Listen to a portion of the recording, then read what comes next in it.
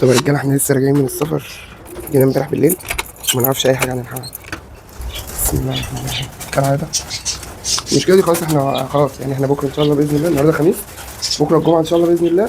طبعا دي ممكن تعمل عندك كارثه في المكان، حته ان انت تبقى المايه مش منتظمه عند الحمام، مش عارف الحمام خد ميه امتى والكلام ده كله، ان المايه تبقى بالمنظر دوت بسبب ان المشتركات دي ازبل حاجه في الدنيا، تمام، اوحش حاجه في الدنيا. فالموضوع صعب، الموضوع صعب. احنا كده كده ان شاء الله باذن الله بكره هنبقى في السوق باذن الله، وهنقابل مهند ناخد منه المشتركات الجديده والخراطيم الجديده، وهنشوف هنعمل ايه، واصور لكم برده فيديو بكل حاجه. طبعا الزغاليل دي اللي انت شايفها دي، الحمام ده لسه ما اتباعش. ليه؟ لان احنا جالنا سفريه اسكندريه دي سفريه مفاجاه، فسيبنا الحمام. كل اللي يكلمنا يقول له احنا مسافرين احنا مسافرين، وطبعا لسه لحد دلوقتي ما حدش كلمنا على الزغاليل دي من بعد ما رجعنا، لان اغلبيه الوقت احنا كنا في السفر، فكان كل اللي بيكلمني بقول له انا مش موجود في القاهره دلوقتي، كلمني تاني. ولسه برضو محدش كلمني. في الغالب ان شاء الله باذن الله اللي هيقعد يقعد واللي هيمشي منهم هيمشي. طبعا زي ما قلت لك دي كارثه في كل ما تحمله المقاييس دلوقتي في اليومين اللي احنا فيهم، بالذات في الحر اللي احنا فيه، الجو اللي احنا فيه ده. السلام عليكم ورحمه الله وبركاته، اخواتي وحبايبي، عاملين ايه؟ يا رب تكونوا كويسين وبخير، وحاببكم في احسن حال في الجو اللي احنا فيه. طبعا يا رجاله احنا سافرنا فجاه ورجعنا فجاه، محدش كان يعرف، بس انا نفسي كنتش اعرف موضوع السفر ده. احنا لسه جايين امبارح بالليل.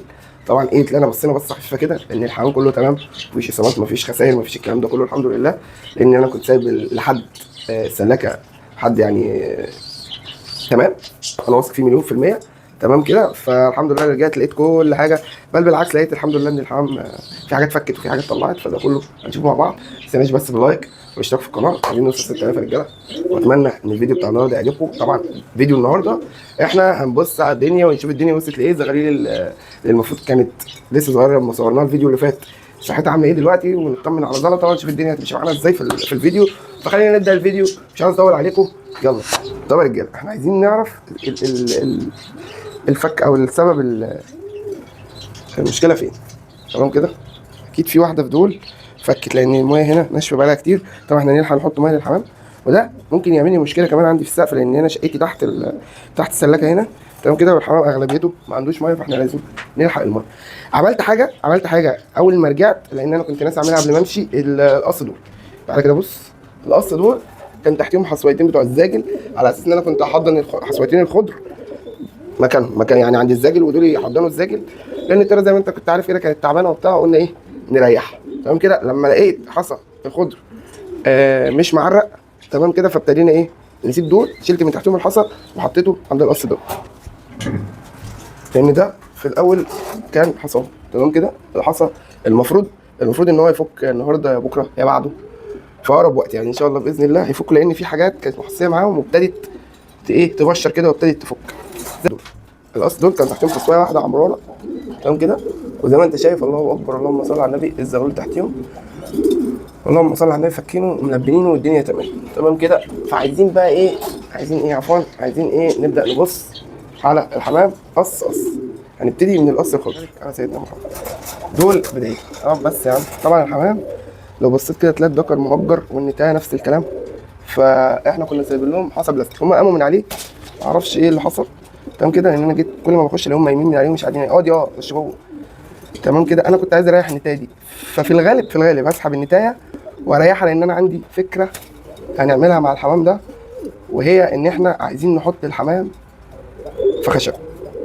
واحنا كنا فضينا المسطبتين اللي هناك دول اللي انت شايفهم دول، كنا عاملينهم مساطب. فانا بفكر اخلي دول عين للسكروته وعين للخضر، واسيبهم عين 50 في 50 ارتفاع 50، وهتبقى هتعتبر مش عين واحده، 2 يعني متر في ارتفاع 50، فمفيش اكتر من كده، وخشب، فالدنيا كمان بتاعتهم هتبقى زي الفل. وكمان عندك حاجه مش هتتعبك، الغزار مش بيزبل كتير، بالذات ان الغزار اللي ما بيزقش، الغزار مش بيزبل كتير، بالذات الغزار اللي ما بيزقش. والعينين اللي تحت دول احنا ان شاء الله باذن الله هنفتحهم ونعملهم مساطب للزغاليل، تمام كده. يبقى دي حاجه احنا هنعملها الفتره اللي جايه. حلو كده. الدكر يا باشا او زي ما انت شايف الحمام حتى يرتاح حتى شويه بسيطه، حاجه بسيطه بس، يعني نريحه حاجه بسيطه، وبعد كده نرجعهم لبعض، تمام كده. هنا القص السكرتون زي ما قلت لك، النتايه لسه برضه ما حصلتش، فاحنا في الغالب هنعزل الطيره دي، وهنعزل الطيره الخضراء كام يوم بس، اللي هو مثلا 10 15 يوم كده، نظبطهم ونوقفهم مع حالهم كده عشان ايه نشوق الديكوره ليهم، وبعد كده باذن الله نرجعهم تاني. يبقى القصين دول باذن الله باذن الله هناخد الديكوره بعد ما نفضي، هناخد الديكوره من هنا بعد ما نفضي العينين دول، وهوريك كل ده في فيديو ان شاء الله باذن الله غير فيديو بكره، لان احنا بكره ان شاء الله باذن الله رجاله نازلين السوق. الفيديو ده لو نزل لك الخميس حته منتجه وارفعه، فهننزل بكره ان شاء الله باذن الله نصور لك فيديو في السوق، بعدها ان شاء الله باذن الله نصور لك الفيديو اللي احنا بنتكلم عليه، ونحاول نظبط الفكره دي ونرجع كل حاجه لطبيعتها. تمام كده تمام. عندنا حاجه حلوه هنا، وهي ان القص البلاكات اللهم صل على النبي حصه وانا مش هنا، او دي اول حصويه. تمام كده، اول حاجه دي اول حصويه. الحصويه دول عندهمش فرش برده، عايزين نظبطهم نحط لهم فرش، وان شاء الله باذن الله ربنا يبارك ويخرجوا الحصويتين.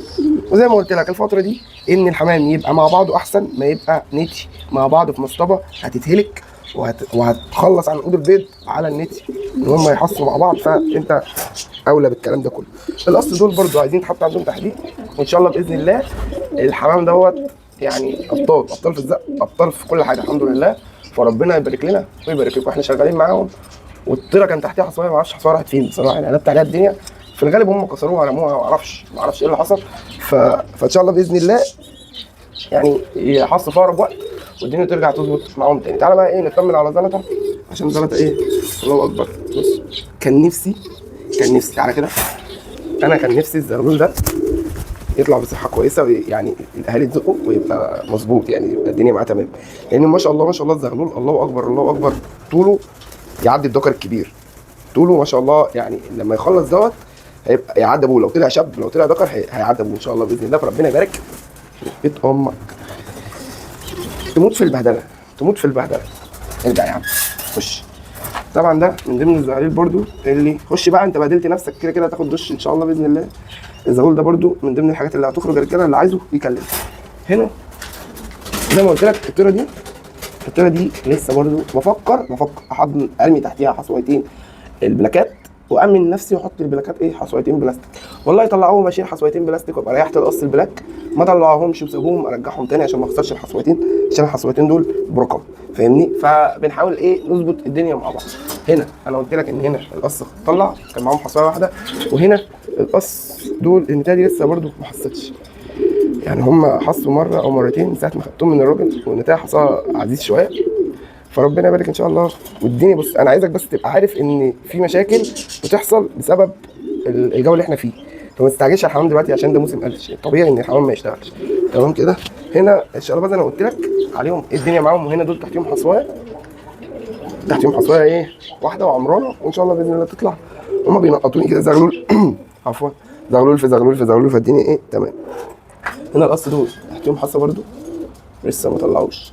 في الغالب الحصوتين دول كبسوا لان دول اول حصى اتحصى في السلكه. تمام كده. دول زغلولتين، فيهم زغلول واحد تأصيله تمام، او اهاليب تأصيله اللي هو دوت الرمادي ده او الغامق دوت، والتاني ده ابن القص. تمام كده. احنا حضرناه هنا، حضرناه جنبه لان هو كان زغلول واحد واحنا حضرناه معاه. تمام كده تمام كده. تعالوا بقى ايه اكتر حاجه مضايقاني في السلاك، اكتر حاجه موضوع الميه اللي الخراطيم اللي بتفك. تمام كده. تعالى هنا بقى نطمن على مارادونا. طبعا الحمام عطشان، الميه تقريبا وقع من بدري، فاحنا ايه عايزين نظبط الكلام.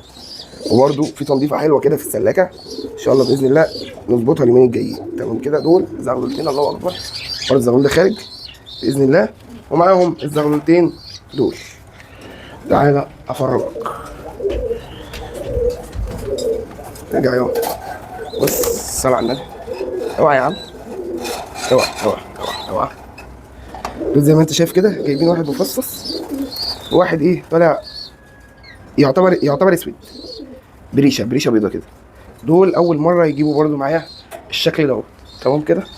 احنا كده ايه ناقص لنا القص دول اللي انا خدت الحصى من تحت الشقلباز وسبت لهم حصاهم، ودول اللهم صل وسلم وبارك على سيدنا محمد تحتيهم حصى. مش عارف حصوايه واحده ولا اتنين.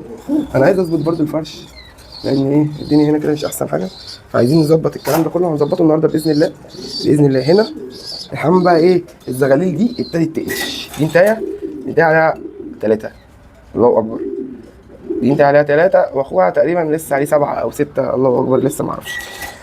فان شاء الله باذن الله الحمام ده يحلو ولونه يحلو كمان عن كده بكتير. هيفوق ويظبط حاله، ويبقى ان شاء الله باذن الله عندنا بدل القص 2.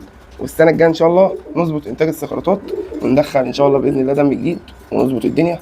الفتره اللي جايه ان شاء الله باذن الله فيها خير لينا كلنا. طبعا دي النتايه اللي مش عارفين ناخدها للمعلم مهند، احنا ان شاء الله باذن الله نديها له في السوق بكره. وعايز اقول لك ان انا جايب لك نتايه كريزلايه قنبله، جايبها من عند ابو مكه ابن خالتي. شفت النتايه امبارح، الصلاه على النبي، نتايه الله اكبر، جايبها للمعلم اللي هو البديري ده. اتفرجك على نتايه تكوين صحه الله اكبر، ربنا يبارك لك يا احمد. حماميه تعجبك، طبعا انت شايف منظري عامل ازاي والعرق تمام كده. فان شاء الله باذن الله اتفرجك على حماميه الفيديو اللي جاي او الفيديو اللي بعده، تدخل هنا فوق. تعالوا بقى ايه نطمن. ده طبعا اللي هياخد الحماميه الكريزلايه دي، كريزلايه حلوه ما شاء الله، يعني حماميه تكيفك.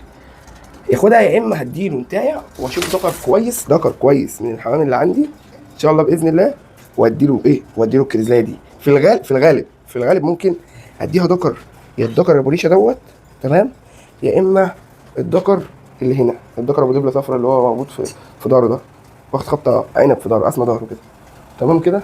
وان شاء الله باذن الله تبقى حماميه مكسب للثلاجه بتاعتنا، ونفرجك على الزغاليل منها تحف. تعالوا كده نتفرج على، لان احنا كان عندنا دمعه عين بسيطه كده في زغلوله. هوبا تعالى كده بص يا معلم، عايز اوريك. هي دي؟ لا مش هي دي، ماشي كده. ايوه هي الحماميه دي. بص يا معلم، معلش بس عشان بصور بايد. بص الحماميه اللي انت شايفها دي كان عندها دمعه عين، اللهم صل على النبي. وش الناحيه التانيه كانت ضايعه. انا الحمد لله يعني قليل قوي لما بتلاقي عندي دمعه عين او حاجه زي كده يعني. فربنا كرمني واشتغلت معاها. هقول لك على حاجه بعملها، بس يعني مش عارف هي صح ولا غلط. هي كده المفروض الجرعه تبقى تمام، تبقى مظبوطه، بس انا اشتغلت ده دوكسا كوست، ده بيشتغل مايكوبلازما وتنفسي ودمعه عين اكس. بس لما اديت ربع حسيت ان الجرعه مش ظابطه. الحماميه برده هي ابتدت تخف بس بنسبه قليله. لما اديتها نص حبايه بس، الزغلوله دي عليها 7 وعليها 6 عشان برده تبقى عارف الزغلول الصغير هو اللي ياخد ربع، لكن دي انا اديتها نص في نص.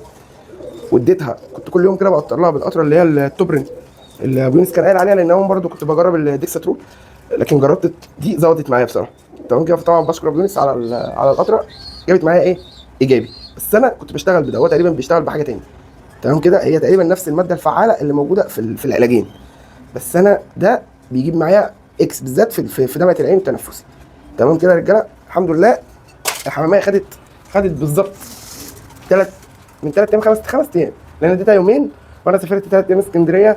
رجعت لقيت نصر مظبطه مروق عليها. طبعا دول ان شاء الله باذن الله دول هيطلعوا اقوى من الاهالي. دول ما شاء الله عليهم يطلعوا باذن الله واد وبنت او ذكر وانتايه، يطلعوا اقوى من الاهالي. طبعا دول الحته المؤلمه دي والحته اللي جوه اللي فاتحه بقها عشان الجو حر موت دي، دول للبيع تمام كده. دول برضو نفس الكلام، الاربع حتت دول ان شاء الله باذن الله هيخرجوا مع بعض. كل الحمام ده هيخرج مع بعض، اذا كانت الزغاليل اللي هنا او الزغلول اللي هنا او الزغلول اللي هنا تمام كده، او الزغلول اللي مع زلطه ده لان عمل مهمته وخلاص الدنيا بقت تمام كده. في حاجه ما خدتش بالي منها غير دلوقتي، لا مش عارف هتبان ولا لا. انا عايزك بس تبص على ضوافر الذكر ده حتى لو بص بقى بقول لك ايه، حتى لو استناني بقى بسيطه انا ما خدتش بالي منها. بص تفصيله بسيطه ممكن توقف عندك الانتاج وتخلي عندك الدنيا مش احسن حاجه. الذكر ده ضوافره طويله جدا جدا جدا، فالذكر ده عشان خاطر يخصب لازم تقص له ضوافره. طبعا وانت بتقص بتخلي بالك ما بتخشش في الضفر جامد عشان ما يجيبش دم ويتاذي الذكر. بتحاول تقصر الزياده عشان خاطر هو طبيعي لما بيطلع على النتايه كده بيشوكها، فاكيد النتايه بتجري من تحتيه، وده برده سبب، يعني ده سبب ممكن يكون ده سبب رئيسي فين الذكر رجع تاني ما يخصبش تمام كده. احنا كده هنعمل زي النتي 3 4 ايام وندي الذكر كل واحد فيهم باب من البيبان دي، وننزل الزغاليل دي تحت ونشوف بقى الزغاليل دي هتطلع نخليها نشوف هنعمل ايه تمام كده. ودي كانت اخبارنا يا رجاله في السلاكه، او اللي حصل في السلاكه الفتره اللي انا كنت غايب فيها ان شاء الله باذن الله. عايز اقول لك ان انا الفتره دي انا كنت هتجنن على الحمام، اقسم بالله قلبي مش مطوعني اسافر واسيب الحمام. حاجه مسؤوله منك وانت بتراعيها مهما كان اللي هيراعيها، حتى لو دكتور الدكاتره مش هتحس ان هو هتحس ان في حاجه غلط، تخش كده مكانك تحس ان في حاجه مش متظبطه. بس طبعا ناصر قام بالواجب وبشكره طبعا، وبشكر كل الناس اللي دعمتني الفتره اللي فاتت. ان شاء الله باذن الله الفيديو اللي جاي ان شاء الله يبقى فيديو السوق. اتمنى ان شاء الله باذن الله كمان يعجبكم ان احنا ننزل كده احنا والرجاله، نشوف مين اللي هينزل. لسه مش اكيد كل الناس نازله باذن الله. عايز بس اقول كلمه لمهند، بس دي عايزه ايه؟ عايزه الاستنى. طب يا رجاله احنا دلوقتي في اخر فيديو فنتكلم براحتنا، تمام كده؟ انت خدت فايدتك من الفيديو او اتفرجت عليه انت عايز تتفرج عليه، او عرفت الجديد، او عرفت احنا عملنا ايه. الدقيقه دي او الكام ثانيه دول لاخويا الصغير حبيبي وصاحبي، ويعني مش عارف اقول له ايه، مهند محمود يا رجاله. عمل ميكس تمام كده. الراجل بيجتهد، الراجل بيحاول يطور من نفسه ويشتغل على نفسه، يبقى عنده مش هنقول براند، يكون عنده حاجه خاصه بيه. هو جربها على الزغاليل بتاعته واشتغل بيها، هو بيعملها تمام كده. فباذن الله دي هتبقى بدايه، واتمنى كل الناس تقف مع مهند. اتمنى الناس كلها تقف مع مهند الفتره اللي جايه. اللي محتاج ميكس ياخد حتى علبه يجربها تمام كده، وبعد كده يحكم. يعني لو بيشتغل بمنتج وجرب المنتج بتاع مهند وان شاء الله باذن الله يعجبه، جرب ان شاء الله باذن الله الحاجه تعجبك. احكم بنفسك، ما تسمعش لحد. جرب انت علبه صغيره، مش اكنك معلش اكنك قاعد جبت بيها سندوتشين. مش قصه، هي القصه كلها ان انت تدعم شاب بيحاول ينجح، بيحاول يطور من نفسه. كلام معاكم اخوكم اسلام ابو كنده من مكانكم من فناكتكم. سلام يا رجاله.